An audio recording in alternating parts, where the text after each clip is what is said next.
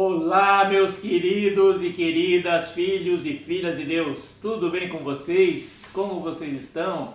Que bom mais uma vez reunidos aqui.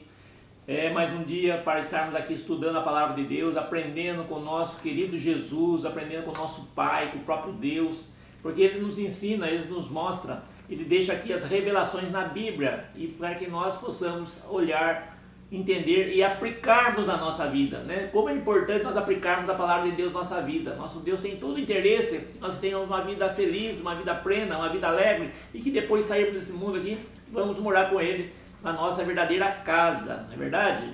Então vamos lá. Hoje nós vamos estudar, que está lá em 2 Coríntios capítulo 5. Vamos entender?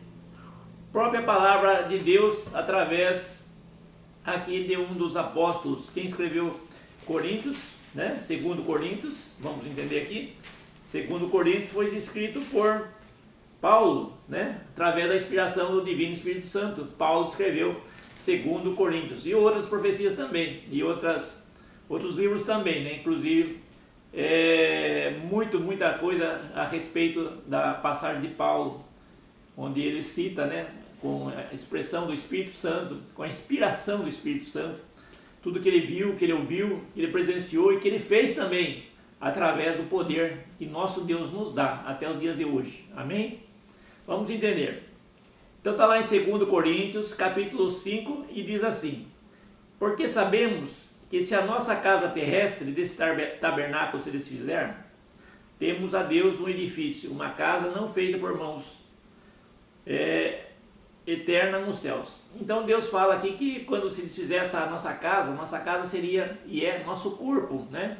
Quando nós sairmos desse mundo, quando nós morrermos, quando nós fecharmos os nossos olhos para esse mundo e o corpo nosso for depositado embaixo da terra, então sairemos dessa casa terrestre, que é o nosso corpo, esse veículo que nos leva para cá e para lá, né? O nosso corpo que nos é muito útil, porém somente enquanto estamos vivos. Depois de sairmos dessa terra aqui, nosso corpo vai voltar para o pó, né?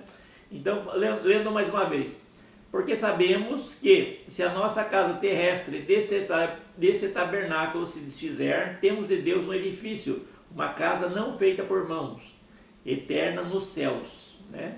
Deus nos promete um novo corpo nos céus. E por isso também gememos, desejando ser revestidos da nossa habitação que é do céu. Aqui diz que nós sofremos nessa carne que nós temos aqui, né? Nossa carne fica doente, fica triste, fica angustiada, né? Sofre com os problemas que nos acontecem, com as pessoas que nós amamos, ou com nós mesmos, né? Então nós muitas vezes desejamos sair dessa casa. Ou seja, muitas pessoas desejam ir embora logo, né? Porque não aguenta mais o sofrimento, a solidão, a tristeza, a angústia e tantas coisas que acontecem na vida humana, né? Todos nós, por muitas vezes, nos sentimos tristes e angustiados, né? Então Deus fala aqui que nós também gememos, desejando ser revestidos da nossa habitação que é do céu. Quem não quer viver no céu, né? Todos nós. Continuando, versículo 3: e todavia estamos vestidos, não fomos achados nus. Como assim? Estamos vestidos? Como assim vestidos? É revestido, na verdade. Revestido da palavra. Quando estamos nus, é sinal que não sabemos nada das coisas de Deus, que vivemos separados de Deus, que não sabemos das coisas de Deus, não entendemos nada das coisas de Deus, portanto não cumprimos as obrigações que Deus nos manda, a forma de viver, da forma que Deus pede, que Deus manda que nós façamos, enfim, não obedecemos às regras de Deus. Isso é andar nu, sem sabedoria, sem conhecimento. Versículo 4: porque também nós, os que estamos nesse tabernáculo, gememos carregados, não porque queremos ser despidos, mas revestidos, para que a morte seja absorvida pela vida. Então fala que nós, que conhecemos a palavra de Deus, nós também gememos. Por quê? Porque nós também sofremos. A mesma coisa que uma pessoa boa, uma pessoa que é obediente a Deus, uma pessoa que segue os preceitos de Deus faz, ela sofre também como assim o ímpio, aquele que não sabe nada, que vai fazendo coisas desordenadamente, que não entende nada, não estuda a palavra, não aprendeu nada das coisas de Deus, vive uma vida absoluta, uma vida onde o que interessa é o agora, o amanhã, depois não sei, porque ela não conhece as coisas de Deus, ela não está preocupada com o futuro dela, com o futuro da alma dela. Então, da mesma forma que essas pessoas sofrem, nós também, que cremos em Deus, que vivemos na presença de Deus, também sofremos, porque nós estamos nesse mundo. E esse mundo não é o nosso mundo definitivo. Então estamos sujeitos às coisas desse mundo. No versículo 5 diz assim: ora, quem para isso mesmo nos preparou foi Deus, o qual nos deu também o penhor do Espírito.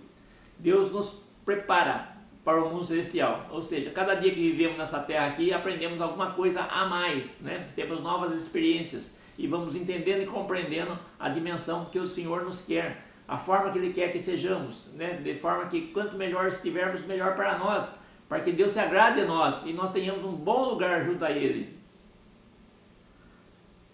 Continuando, versículo 6. Pelo que estamos sempre de bom ânimo, sabendo que quando estamos no corpo, vivemos ausente do Senhor. Fala assim, que nós temos que estar aqui, apesar dos problemas, nós temos que estar animados, porque enquanto nós estivermos nesse corpo, nós não estamos com Deus totalmente. Estamos com Deus totalmente? Não estamos, nós estamos vivendo no mundo, não é? Então um dia nós vamos sair desse corpo para que possamos viver num outro corpo, um corpo espiritual perfeito, sem pecado, e vivamos junto com Deus. Então temos que estar animados, que esse dia vai chegar para todos. Versículo 7. Porque andamos por fé e não por vista, né? E nós andamos crendo no nosso futuro celestial, na nossa casa lá nos céus. No 8. Mas temos confiança e desejamos antes deixar esse corpo para habitar com o Senhor. Então existem momentos que nós, principalmente as pessoas que estão meio idosas, estão velhinhas, elas estão doentes, cansadas, então ela fala assim, já está bom, eu quero ir embora logo desse mundo, eu quero viver com Deus, eu quero sair desse corpo que está cansado, que está doente, que está machucado demais, então eu quero viver com Deus, eu quero ir para o céu, eu quero morrer. Muitas pessoas falam isso, né? E elas não estão falando nada demais, né? Até é bom falar algo a respeito, que as pessoas têm medo de morrer. Mas por que elas têm medo de morrer? Porque elas têm medo do desconhecido. Mas nós que seguimos a palavra, que buscamos em Deus, para nós não é desconhecido. Porque nós já sabemos o que tem após essa vida. Nós temos o céu. E Deus nos fala que é um lugar tão maravilhoso que olhos nenhum, nem imaginação nenhuma conseguiu chegar. Tamanha a dimensão do lugar tão perfeito e maravilhoso que é. Nós não conseguimos imaginar tamanha a perfeição desse mundo. Tá bom? Que é o mundo depois desse mundo. Versículo 9. Não, versículo 10. Porque todos devemos comparecer ante o tribunal de Cristo, para que cada um receba segundo o que tiver feito, por meio do corpo, ou bem ou mal. É muito sério. Eu vou até ler de novo para vocês. Porque todos nós, ímpios, crédulos, pessoas que buscam a Deus, pessoas que não buscam a Deus, todos vão sair desse mundo um dia, todos vão morrer, né? Então todos, sem distinção, devemos comparecer ante o tribunal de Cristo, para que cada um receba segundo o que tiver feito, por meio do corpo, ou bem ou mal. Então todos um dia seremos julgados. E julgados pelo quê? Pelo que nós tivemos feito, pelo que nós fizemos. Onde? Aqui, nesse mundo, quando estivermos vivos, nesse corpo carnal. O corpo carnal vai para baixo da terra, vai virar pó. Mas a nossa alma vai sobreviver e vai para o céu. E nossa alma vai ser julgada segundo o quê? Segundo o que tivermos feito aqui nessa terra. Quer coisa boa, quer coisa ruim. Então vai ter uma balança. O que você fez de bom? Imagina uma grande fila onde cada um fica ante o tribunal de Cristo para o julgamento. E ali vai passar a ser um filme da nossa vida. Imagina, eu que estou falando. E ali vai ter momentos que você fez coisas boas e momentos que fez coisa ruim. E sua balança vai pesar. Você fez mais coisas boas? Ótimo. Você fez mais coisas ruins? Que pena, não é? Mas aí nós ficamos preocupados aqui. Falando, mas eu estou tentando mudar a minha vida. Eu estou tentando fazer coisas boas, mas eu já fiz coisas erradas, muitas coisas erradas. E agora, o que vai ser? Porque se eu fizer muita coisa boa, ainda assim, o passado me condena muito, porque eu fiz muita coisa ruim no passado. Eu quero citar, lembrar e dividir com vocês algo que aconteceu comigo há muito tempo, muitos anos atrás. Na congregação, na igreja onde eu congregava, na igreja, né, tinha uma senhora, uma irmã que se tornou uma grande amiga, e ela tinha um pai que era ímpio, ou seja, não gostava das coisas de Deus. E ele estava muito velho, e ele estava assim, muito doente, e ele ia para o hospital, e todos acreditavam que ele ia morrer, mas ele não morria. Ele estava moribundo na cama, mas não morria. E a situação foi se arrastando, e ele foi ficando cada vez pior. Muito ruim, péssimo. Todo mundo lá, todos da família, pediu para Deus: Senhor, leva ele. É horrível ver ele assim nessa situação. Tá tão doente, tá tão acabado, tão machucado, sofrendo tanto, agonizando em vida, e não morria esse homem. Ele não morria. E nós fomos, ela pediu para que nós fôssemos até casa lá, onde ele estava, para fazermos uma oração por ele, para que Deus o levasse. Parece uma coisa estranha, mas quando a pessoa fica muito doente, muito ruim, a melhor saída, com certeza, é que Jesus leve. Porque quem ia ficar aqui sofrendo doente interminavelmente? Ninguém. Então nós fomos até aquela casa lá e ali começamos a entender o que acontecia. Segundo as pessoas familiares, diz que ele tinha sido muito maldoso com a esposa dele, que já tinha morrido há muito tempo atrás. E ele foi muito mal com a esposa, ele foi muito cruel com a esposa dele, e com os filhos também, e com as pessoas que cercavam. Era um homem que tinha um coração muito duro, muito rígido, muito firme demais com as coisas que ele pensava, e ele agia de uma forma muito cruel, muito difícil. Então, ele fez muitas coisas ruins. E Deus, na imensa misericórdia dele, proporcionou que esse homem ainda assim vivesse o suficiente para se arrepender.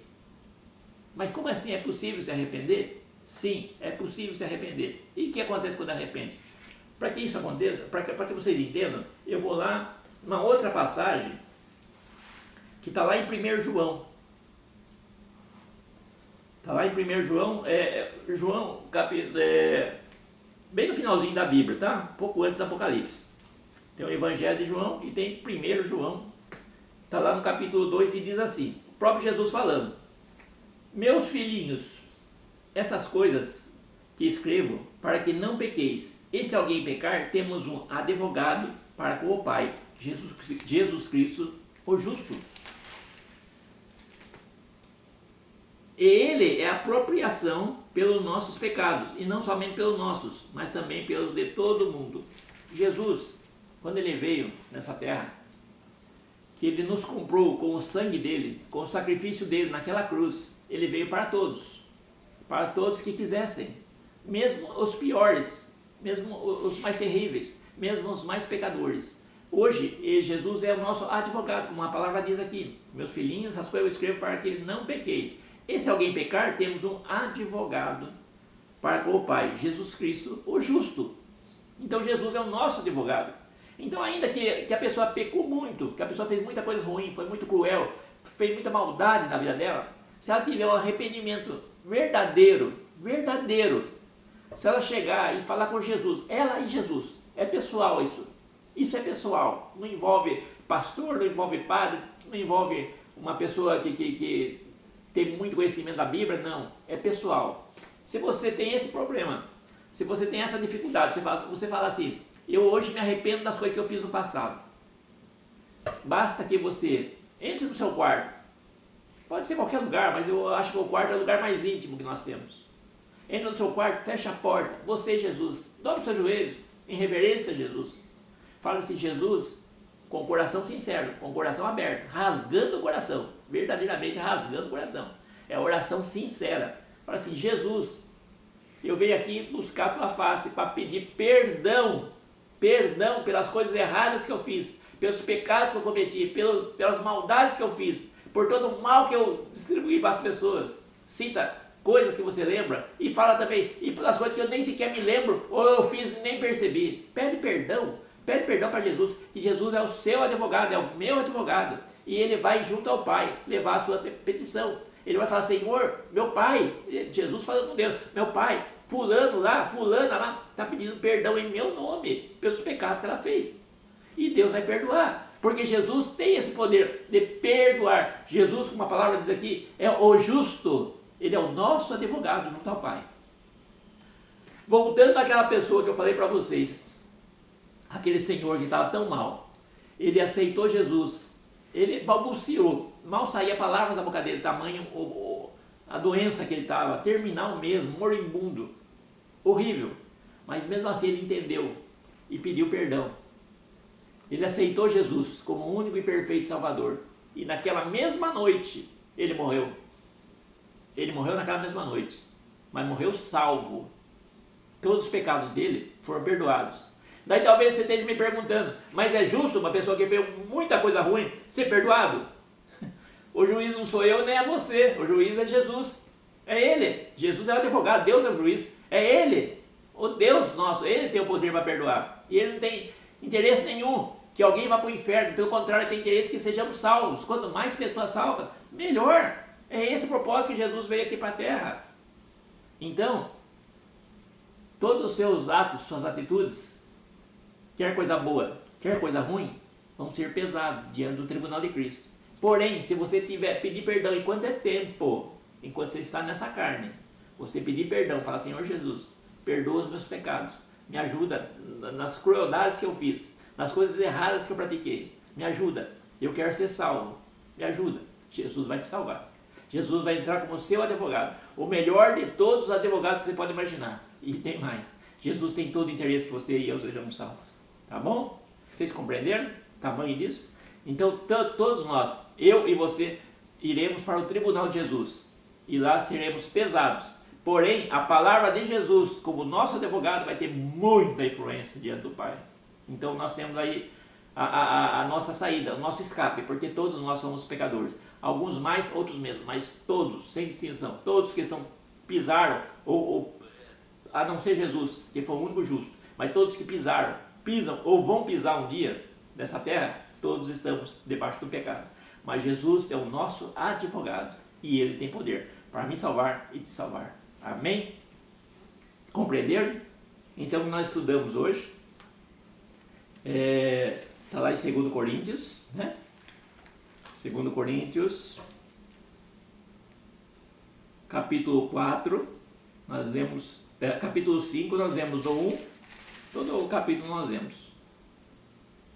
Não, nós lemos do 1 até mais ou menos